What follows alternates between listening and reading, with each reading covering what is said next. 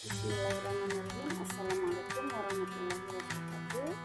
Jumpa kembali bersama saya Yus Kurniasi, mahasiswa Magister Pendidikan Dasar Universitas Terbuka IPWJJ Serang. Kali ini saya akan membahas diskusi 7 pada mata kuliah Studi Komparatif Pendidikan Dasar di berbagai negara. Tugas kali ini yaitu menganalisis sebuah artikel yang terindeks Sinta ataupun Scopus mengenai kesetaraan gender dalam pendidikan. Artikel yang akan saya bahas ini merupakan karya tulis dari Nurwarsi dan IGD Astawan dan dipublikasikan dalam jurnal Mimbar Ilmu volume 26 nomor 2 tahun 2021. Terindeks Sinta 4 sehingga merupakan salah satu jurnal nasional terakreditasi. Adapun judul jurnal tersebut yaitu Pendidikan Responsif Gender dan Kesehatan Reproduksi dalam Proses Pembelajaran. Artikel ini berisikan mengenai sekolah yang tidak responsif gender, di mana seorang guru menunjukkan sikap bias gender terhadap siswa. Guru lebih memperhatikan anak laki-laki dan tidak memberikan kesempatan yang setara kepada anak perempuan dalam proses pembelajaran. Kondisi ini menyebabkan ketimpangan partisipasi antara siswa laki-laki dan perempuan dalam kegiatan pembelajaran di kelas. Hal pertama yang akan kita bahas yaitu analisis artikel berdasarkan pendahuluan atau rumusan masalah. Artikel ini berkaitan erat dengan isu kecenderungan guru yang lebih memperhatikan partisipasi aktif siswa laki-laki daripada siswa perempuan dalam proses pembelajaran. Dalam pendahuluannya, penulis memaparkan bahwa masalah utama dalam artikel ini dilatar belakangi oleh adanya sekolah yang tidak responsif gender. Masalah berikutnya yaitu kondisi di banyak sekolah di Indonesia masih menunjukkan adanya ketimpangan peran gender. Ketimpangan ini tidak hanya terlihat dari sarana sekolah yang kurang berimbang antara laki-laki dan perempuan, tetapi juga dari sikap bias gender yang tidak disadari oleh guru. Guru cenderung menunjukkan harapan dan perlakuan yang berbeda kepada siswa laki-laki dan perempuan, memberikan ruang partisipasi aktif lebih banyak kepada siswa laki-laki dibandingkan siswa perempuan.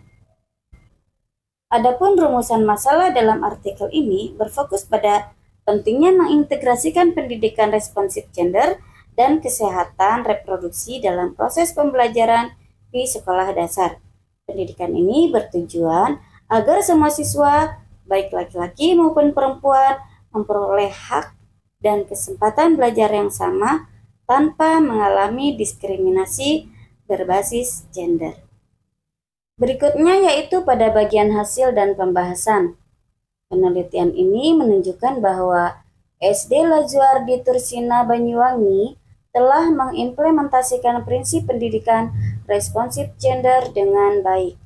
Guru di sekolah tersebut merancang pembelajaran sedemikian rupa sehingga laki-laki dan perempuan memiliki kesempatan yang setara untuk berpartisipasi aktif dalam diskusi, proyek kelompok, maupun tugas-tugas kelas lainnya. Tidak ada pembatasan dalam pengaturan tempat duduk berdasarkan gender. Dan dalam dinamika kelompok, siswa laki-laki maupun perempuan diberikan kebebasan untuk mengambil peran kepemimpinan atau menjadi presenter. Selanjutnya yaitu integrasi dalam materi pelajaran. Nilai-nilai kesetaraan gender diajarkan melalui berbagai mata pelajaran seperti IPA, IPS, agama, dan olahraga. Anak-anak dikenalkan dengan konsep kesehatan reproduksi dengan pendekatan ilmiah dan tanpa bias, serta didorong untuk menghargai tubuh mereka dan tubuh orang lain secara sehat dan hormat. Berikutnya yaitu penerapan hidden curriculum.